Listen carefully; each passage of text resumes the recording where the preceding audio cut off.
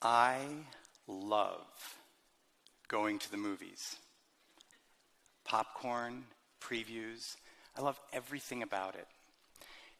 And when my wife and I, Marnie and I, go together, that's the best.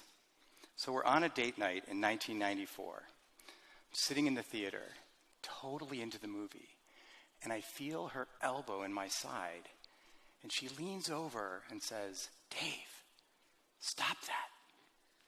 "Stop what?" "Stop making that noise." "What noise?" "That weird noise you make when you breathe."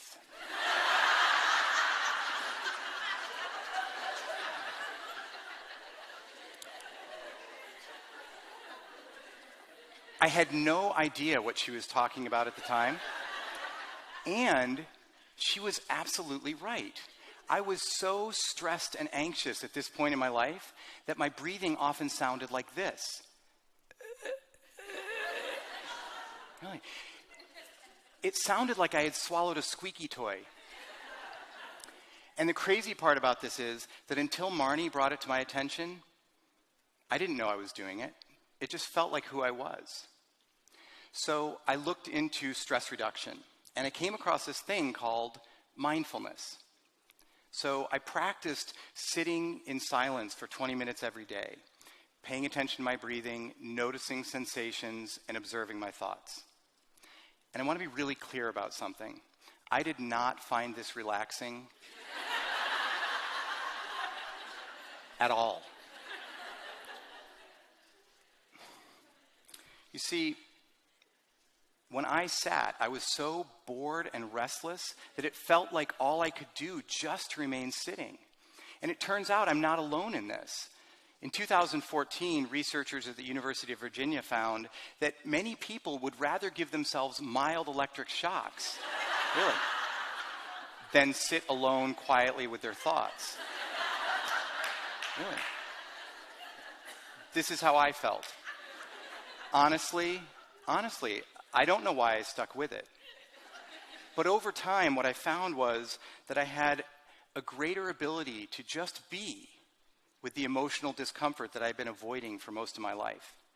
And as strange as it may sound, I began to experience acceptance, compassion, and even gratitude for my stress and anxiety. In fact, the sensations of stress and anxiety have become my best reminder to be still and pay attention. And this has become one of the most important practices in my life. Practice, skill, habit. These have received a lot of attention and study over the last several decades. Students, artists, and athletes all over the world hear about the importance of practicing well and practicing often. And yet it seems to me that there's one fundamental idea that is consistently overlooked in all of this. We're always practicing something. Right here, right now, in this moment, we're all practicing. Maybe you're listening to my voice, or maybe you're glancing at your phone, or thinking about lunch. I don't know what it is that you're doing, but I do know that it's practice. I'm inviting you to think about practice in this way. It is simply how we use our time and energy. Whether we are setting aside time to work on a particular skill, or we are simply responding to life in the moment, it's all practice. Wait right there.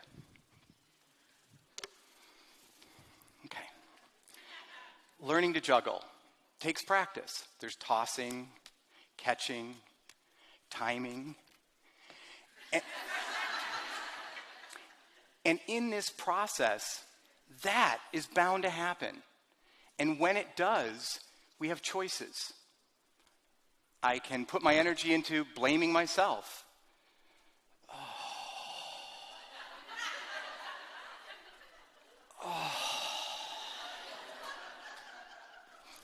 I can blame someone else. Seriously?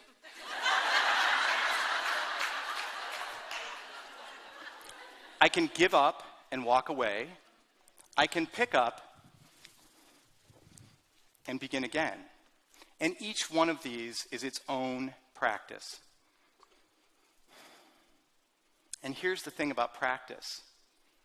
When we practice something, we get better at it. Neuroscientist Paul Bach-y-Rita, he was a pioneer in the discovery that our brains rewire themselves based on what we do. This is known as activity-dependent neuroplasticity. And this plasticity allows us to learn and grow as long as we live, to shape our brains through experience. It's an amazing evolutionary gift. And we are practicing every day. We're shaping our brains. When we're sitting in sitting in traffic, thank you, and we're sitting in traffic and we grip the steering wheel tightly and we put together creative vocabulary and we experiment with sign language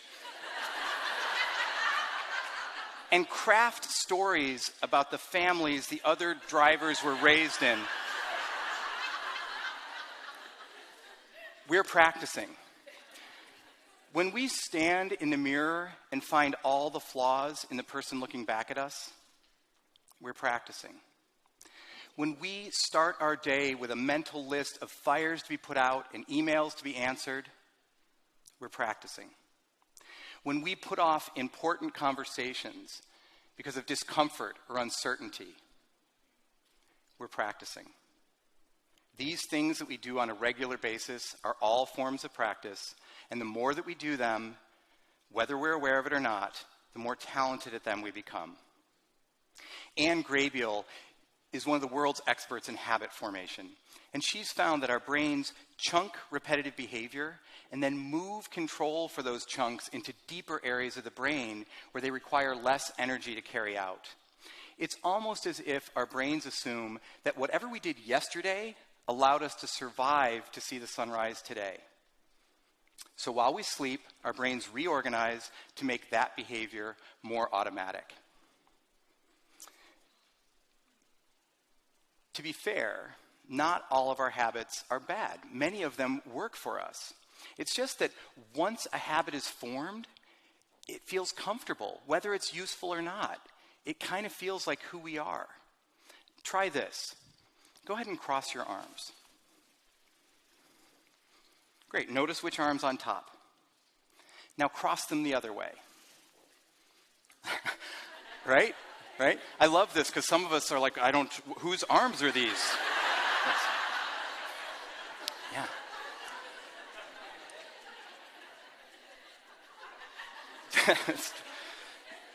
Doing things the way we've always done them feels comfortable.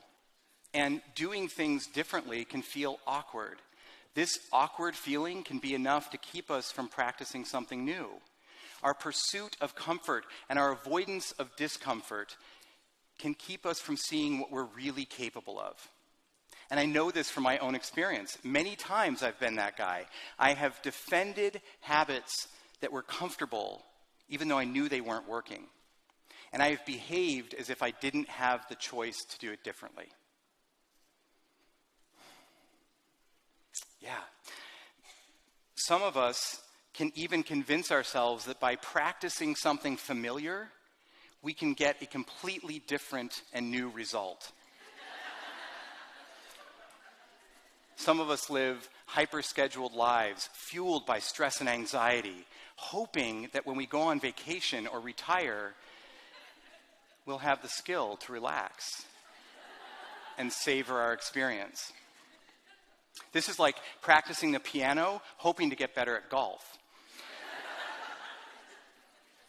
And the alternative is to practice what we actually want to have more of in our lives. And of course, not all practice is created equal.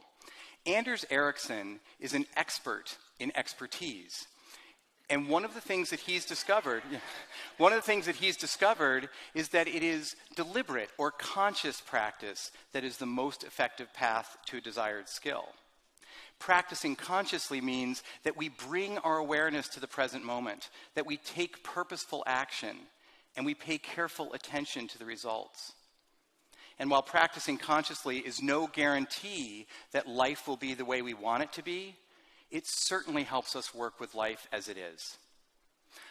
I learned this lesson vividly 2 years ago. I went to the hospital with a nasty cough, and then I spent a week in an isolation room while they treated me for pneumonia and ruled out other infectious diseases. Everyone coming to visit me had to put on a protective suit, gloves, and a mask. So I had a lot of time to myself. And it turns out, I discovered that I really love competitive tattooing reality shows.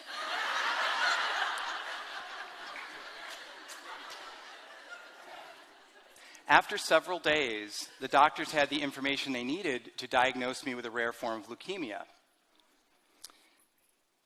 And I don't consider myself a traditionally religious person. But when I was alone in that room, I had many conversations that went like this. If it's time for you to take this body, I understand. And I'm actually not as freaked out by that as I thought I would be.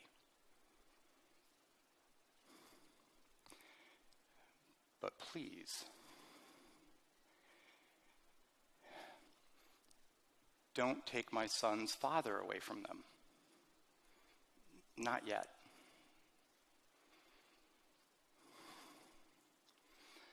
I know that this is an impossible paradox, and yet it's exactly how I felt. The whole experience was really uncomfortable. Contemplating death, lots of needles, a spinal tap, chemotherapy. And it was one of the most positive and worthwhile experiences in my life. I didn't want to have cancer, and I felt plenty of fear and anxiety. But I knew from my mindfulness practice that resisting these things would not make them go away. So I did my best to practice acceptance for my circumstances and gratitude for the people in my life. I'm not suggesting this cured me of cancer. I have good doctors and modern medicine to thank for that. But I have no doubt that my practice leading up to that point had a significant effect on how I experienced it. Martial artist Bruce Lee put it this way: under duress, we do not rise to our expectations, we fall to the level of our training. In other words, the two best times to practice consciously are when life is difficult and when it is not.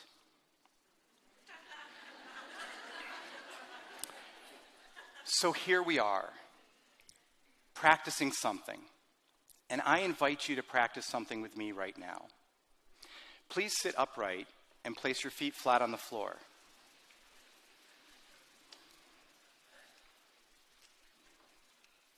I invite you to find the sensations of breathing in your body and allow your gaze to fall gently forward. Just rest your attention on your breath.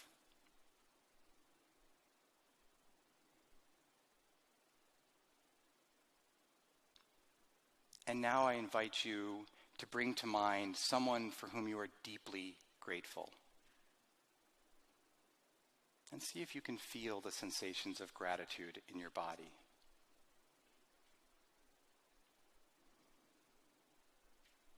And finally, I'll invite you to experiment with this simple thought. Who you are, right here, right now, in this moment, is enough. And you are free to practice whatever is most important to you. Okay. That took less than 2 minutes. We can take 2 minutes to practice this at the start and end of every day. We can take 2 breaths to practice this several times throughout the day. We can take 2 anytime, anywhere. And we can put reminders to practice this in our lives.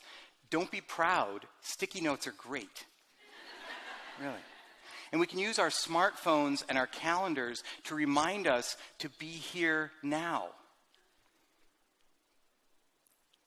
And this may feel awkward at first. Our attention wanders. We get distracted. We lose sight of what's most important, and we put our energy into what feels most comfortable or urgent. That's not because there's something wrong with us. That's because we're human.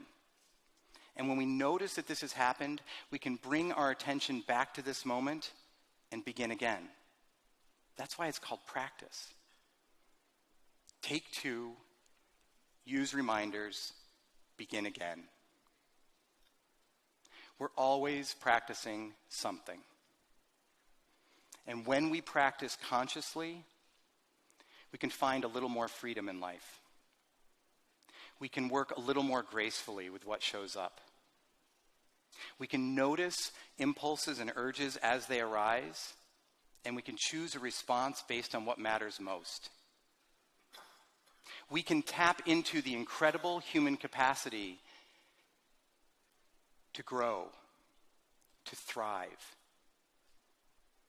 and to love in even the most difficult circumstances.